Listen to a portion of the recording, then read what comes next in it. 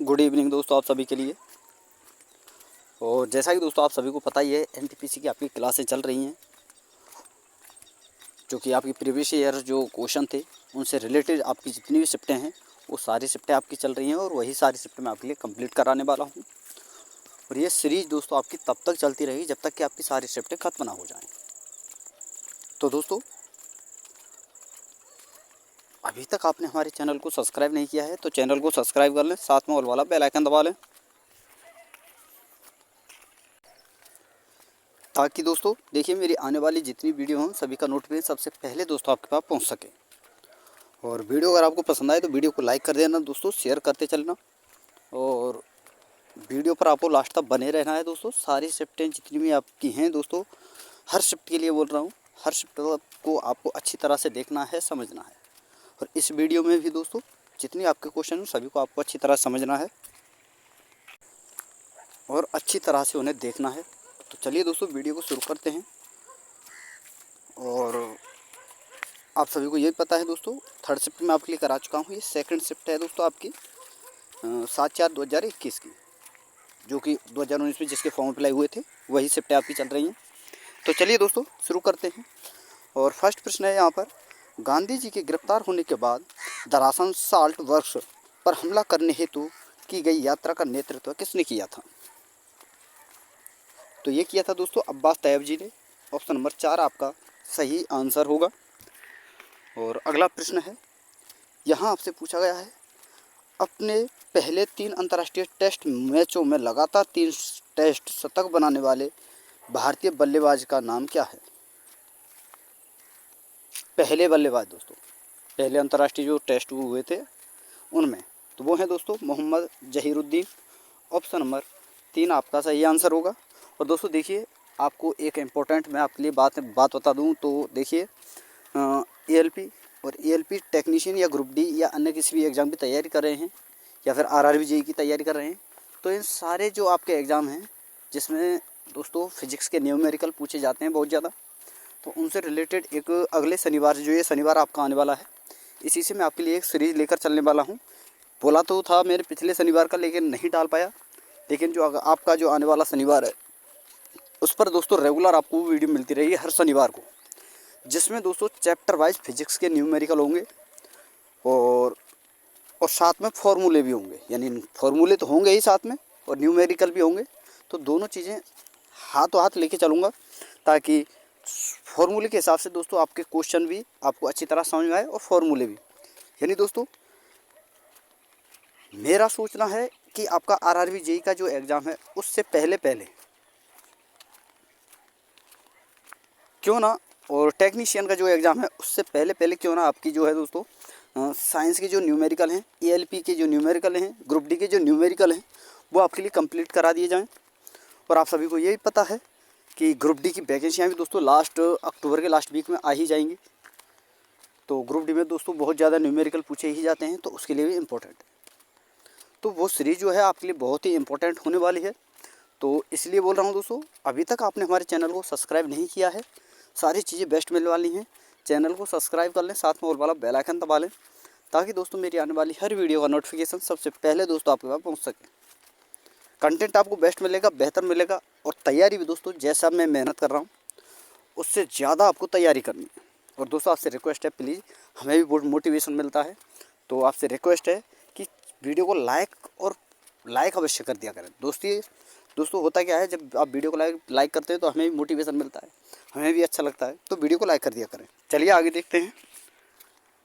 ये तो हुई बात है, अब अगला प्रश्न देखते हैं। और यहाँ आपसे पूछा गया है कि इनमें से कौन सा प्रकाश के प्रकीर्णन का एक उदाहरण है? तो कौन सा है दोस्तों? आकाश का नीला रंग जो है दोस्तों प्रकाश के प्रकीर्णन के कारण हमें नीला दिखाई देता है। तो ऑप्शन नंबर 1 आपका सही आंसर होगा। अगला प्रश्न है, और आपसे पूछा गया कौन सा कोशिकांग प्रकाश संश्लेषण के दौरान प्रकाश ऊर्जा का उपयोग करता है? तो कौन सा दोस्तों? हरित लवक। ऑप्शन नंबर 4 आपका सही आंसर होगा।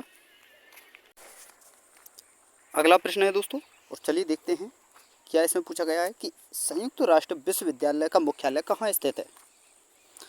तो ये है दोस्तों आपका जापान में। ऑप्शन नंबर 2 आपका सही आंसर होगा।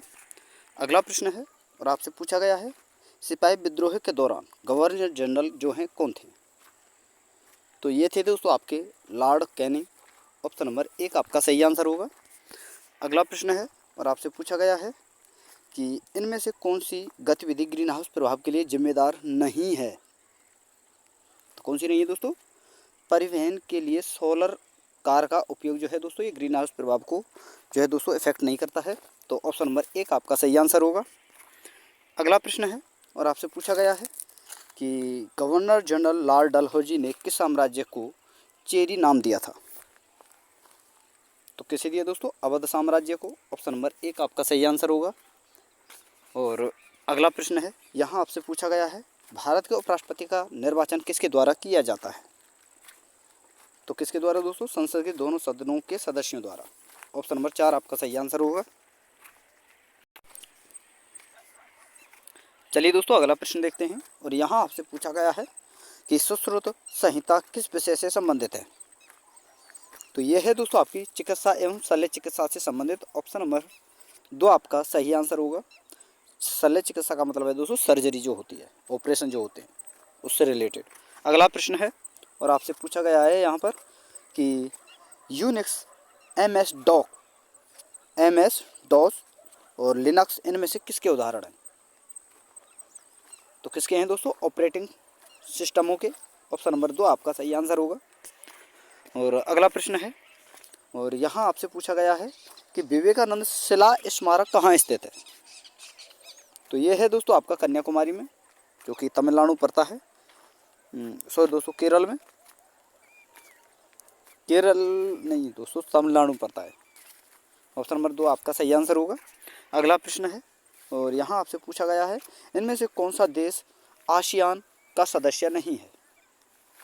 तो कौन सा नहीं है दोस्तों? भारत। जबकि दोस्तों थाईलैंड, इंडोनेशिया, सिंगापुर ये आपके आसियान के सदस्य देश हैं। तो ऑप्शन नंबर 4 इसका सही आंसर होगा।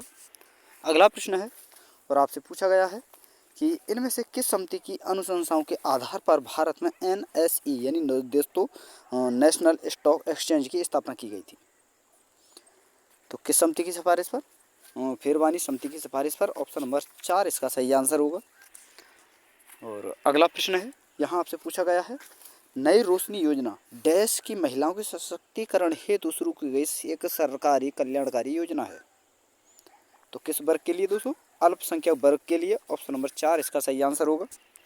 अगला प्रश्न है और आपसे पूछा गया है संयुक्त राष्ट्र महासभा ने यूनिडो की स्थापना हेतु वर्ष में एक प्रस्ताव पारित किया, यानी किस वर्ष जो है दोस्तों यूनिडो की स्थापना के लिए दोस्तों संयुक्त राष्ट्र महासभा ने जो है एक प्रस्ताव पारित किया? वो कब किया था?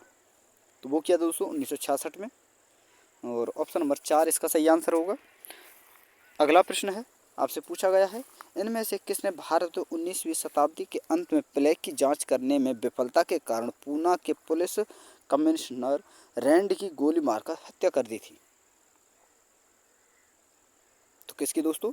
किसने दोस्तों? दामोदर चापेरकर ने। ऑप्शन नंबर 1 इसका सही आंसर होगा। अगला प्रश्न है और यहाँ आपसे पूछा गया है कि nuclear power corporation of India limited का मुख्यालय कहाँ स्थित है? यानी दोस्तों NPCIL का मुख्यालय जो है पूछा गया है। तो ये है आपका मुंबई में। ऑप्शन नंबर 4 आपका सही आंसर होगा। अगला प्रश्न है और यहाँ आपसे पूछा गया है लोकताल झील किस राज्य में स्थित है? तो ये है आपकी दोस्तों मणिपुर में। ऑप्शन नंबर 1 इसका सही आंसर होगा। अगला प्रश्न है और आपसे पूछा गया है कि नाभिकीय रिएक्टरों में ईंधन के रूप में किसका उपयोग किया जाता है? तो ये किया जाता है दोस्तों आपका यूरेनियम का। तो ऑप्शन नंबर 2 इसका सही आंसर होगा। अगला प्रश्न है और आपसे पूछा गया है यूनेस्को विश्व विरासत स्थल कंदरिया महादेव मंदिर कहाँ स्थित है? तो ये है आपका खजुराहो MP में, जो कि MP यानी दोस्तों मध्य प्रदेश में पड़ता है। और ऑप्शन नंबर 1 इसका सही आंसर होगा। अगला प्रश्न है और यहाँ आपसे पूछा गया है कि इनमें से कौन सा जल में घुलनशील विटामिन है? तो देखिए दोस्तों विटामिन आपके 2 प्रकार के होते हैं, एक जल में घुलनशील, एक वसा में घुलनशील। जल में घुलनशील हैं वो हैं आपके दोस्तों विटामिन B और C। बाकी अन्य जो विटामिन है आपके वो सारे के सारे विटामिन दोस्तों आपके वसा में घुलनशील हैं। तो ये आपको याद रखना है। तो इसका ऑप्शन नंबर 3 आपका सही आंसर होगा, यानी दोस्तों विटामिन B1। और दोस्तों देखिए, वीडियो अगर आपको अच्छी लग रही है तो दोस्तों बहुत मेहनत लगती है। प्लीज़ आपसे रिक्वेस्ट है दोस्तों, बहुत मेहनत लगती है तब जाकर दोस्तों एक वीडियो बन पाती है। तो आपसे रिक्वेस्ट है दोस्तों, हमारी मेहनत के लिए दोस्तों ज़्यादा कुछ ना करें तो वीडियो को लाइक अवश्य कर दें दोस्तों, शेयर कर दें, क्योंकि दोस्तों जब एक लाइक से दोस्तों हमारा बहुत मोटिवेशन मिलता है। और दोस्तों आपसे ये भी रिक्वेस्ट है, वीडियो अगर आपको अच्छा लगे तो शेयर अवश्य कर देना, यदि आप किसी का भला चाहते हो तो। बाकी आपकी मर्जी है, लेकिन आप चाहते हो हाँ किसी का अन्य कोई स्टूडेंट है जो अच्छी तैयारी हो, जिसके पास दोस्तों देखिए मैं आपको बता दूं, ऐसी महंगाई में क्या है दोस्तों, इतनी ज़्यादा महंगाई है इंडिया में, तो इससे क्या है दोस्तों देखिए, कोई बच्चा जो है दोस्तों कोचिंग फीस अफोर्ड नहीं कर पाता, कोई ऑनलाइन कोर्स नहीं खरीद पाता। तो उससे क्या है दोस्तों, इससे अगर आप एक वीडियो को भी शेयर करोगे तो वो लड़का जिसको भी ये वीडियो मिलेगी, तो वो बच्चे जो गरीब हैं वो हमारे चैनल से जुड़ सकते हैं फ्री में, और दोस्तों बिना किसी रुपया दिए वो यहाँ से दोस्तों अच्छी तैयारी कर सकते हैं, अच्छी मेहनत कर सकते हैं। तो दोस्तों आपका एक शेयर ना जाने आपके कितने बच्चों की ज़िंदगी बदल दे, कितनों को दोस्तों उनका जो मेहनत करने का जो जज्बा है उन्हें वापस कर दे। तो आपसे रिक्वेस्ट है, वीडियो को शेयर अवश्य किया करें। तो चलिए ठीक है दोस्तों, अगला प्रश्न देखते हैं, चलिए आगे देखते हैं। और यहाँ आपसे पूछा गया है, प्राचीन संस्कृत ग्रंथ अष्टाध्यायी के लेखक कौन है? तो ये हैं आपके पाणिनि, ऑप्शन नंबर 2 आपका सही आंसर होगा। अगला प्रश्न है, आपसे पूछा गया है, लाइन, डेजी, व्हील, लेजर और ड्रम इनमें से किसके प्रकार हैं? तो ये हैं प्रिंटरों के, ऑप्शन नंबर 2 आपका सही आंसर होगा। अगला प्रश्न है, आपसे पूछा गया है, निम्नलिखित में से कौन सा स्प्रेडशीट का एक उदाहरण है? तो कौन सा दोस्तों? माइक्रोसॉफ्ट एक्सेल, ऑप्शन नंबर 1 आपका सही आंसर होगा। अगला प्रश्न है, यहाँ आपसे पूछा गया है कि समर्थी योजना केंद्र सरकार के किस मंत्रालय द्वारा संचालित की गई थी? तो किस मंत्रालय के द्वारा दोस्तों? वस्त्र मंत्रालय जो है इसके द्वारा दोस्तों समर्थ योजना जो है चलाई गई है। तो ऑप्शन नंबर 2 इसका सही आंसर होगा। अगला प्रश्न है, आपसे पूछा गया है कि भारत में इनमें से किस वायसराय ने निर्वाचित स्थानीय सरकारी निकायों के सृजन की पहल की थी? तो किसने दोस्तों? लॉर्ड रिपन ने। तो ऑप्शन नंबर 3 इसका सही आंसर होगा। अगला प्रश्न है, यहाँ आपसे पूछा गया है, 1857 के स्वतंत्रता संग्राम के दौरान कानपुर क्षेत्र ने अंग्रेज शासन का विरोध करना शुरू किया, जहाँ नाना साहब के डैश स्थित महल को इसके मुख्यालय के रूप में प्रयोग किया गया। तो नाना साहब का जो विठूर का महल था उसे दोस्तों एक मुख्यालय के रूप में प्रयोग किया गया था 1857 के स्वतंत्रता संग्राम के समय। कहाँ दोस्तों? कानपुर में। तो ऑप्शन नंबर 1 इसका सही आंसर होगा। अगला प्रश्न है, और आपसे पूछा गया है कि स्वतंत्रता के बाद दूसरी पंचवर्षीय योजना 1956 से 61 के दौरान जर्मनी के सहयोग से किस इस्पात संयंत्र की स्थापना की गई? तो किसकी दोस्तों? राउरकेला इस्पात संयंत्र की, ऑप्शन नंबर 3 इसका सही आंसर होगा। अगला प्रश्न है, और यहाँ आपसे पूछा गया है, भारतीय संविधान में इनमें से किस अनुच्छेद में नए राज्यों के गठन, सीमाओं के फेरबदल इत्यादि से संबंधित वर्णन किया गया है? तो किस अनुच्छेद में दोस्तों? अनुच्छेद 3 में, ऑप्शन नंबर 4 इसका सही आंसर होगा। अगला प्रश्न है, और यहाँ आपसे पूछा गया है, सागा 220 भारतीय अंतरिक्ष अनुसंधान संगठन द्वारा निर्मित है, यानी दोस्तों जो ये सागा है भारतीय अंतरिक्ष अनुसंधान संगठन के द्वारा निर्मित है। तो ये है क्या? सागा 220 यानी 220 है क्या दोस्तों ये? तो ये है आपका एक सुपर कंप्यूटर, ऑप्शन नंबर 3 इसका सही आंसर होगा।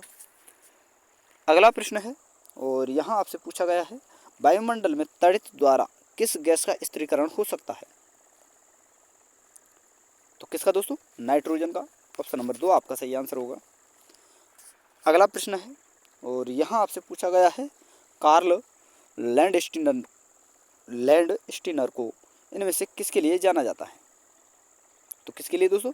रक्त समूह के वर्गीकरण की खोज के लिए। तो ऑप्शन नंबर 2 आपका सही आंसर होगा।